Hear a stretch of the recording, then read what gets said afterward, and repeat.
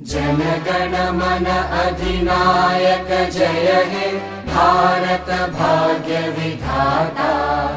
पंजाब सिंध गुजरात मराठा द्राविड़ उत्कल बंगा। विंध्य हिमाचल यमुना गंगा उच्चल जलधि तरंगा। तव शुभ नामे जागे तव शुभ आशीष मागे।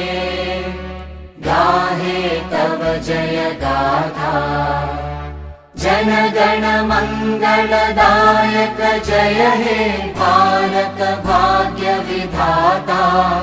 जय हे जय हे जय हे जय जय जय जय हे।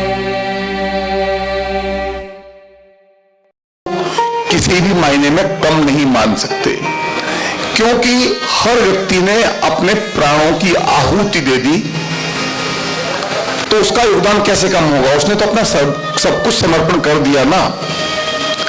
परंतु प्रत्येक सिपाही के, प्रत्येक स्वतंत्रता सेनानी के प्रयास हमारे आजादी के लक्ष्य में कन्वर्ट नहीं हुए। कमी कहां रह गई?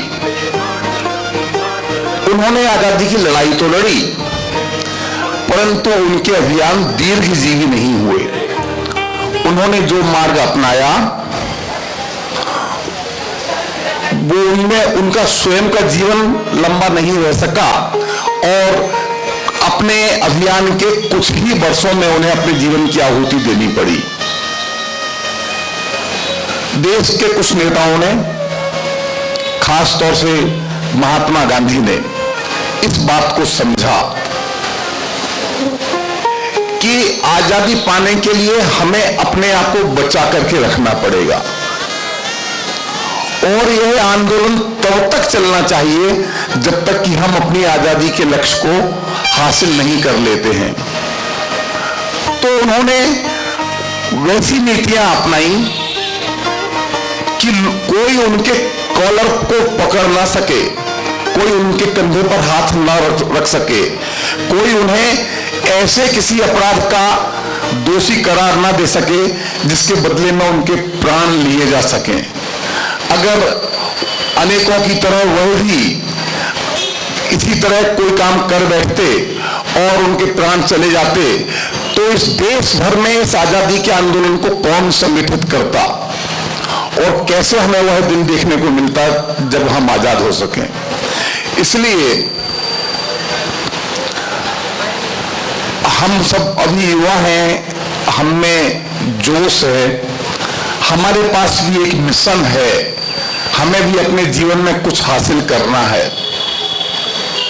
एक बात गांठ बांधने जैसी है कि और हम कोई भी मार्ग अपनाएं, परंतु ऐसा मार्ग ना अपनाएं कि हमारा आज का अस्तित्व ही संकट में पड़ जाए।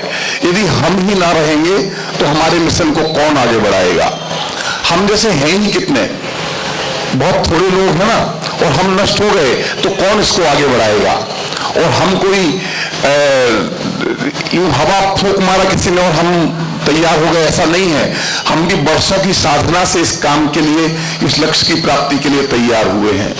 तो हम, चाहे वह समाज की नीति हो, चाहे देश की राजनीति हो, कोई भी क्षेत्र हो, सबसे पहले अपने अस्तित्व को बनाए रखने का इंतजाम करें, और फिर शुद्ध सात्विक तरीकों से अपने मिशन में आगे बढ़ें, तो हमें जरूर अपने लक्ष्य की प्राप्ति होगी, जिस प्रकार की हमें इस स्वतंत्रता की प्राप्ति हुई।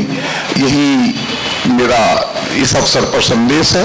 हम सभी अपने जीवन में सफल हों और अपने लक्ष्य की प्राप्ति करें, यही शुभकामना।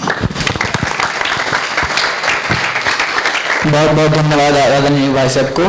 अब मैं निवेदन कर रहा हूँ महाविद्यालय के प्राचार्य महोदय आदरणीय शांति जी भाई साहब से कि वे इस अवसर पर अपना उद्बोधन प्रदान करें।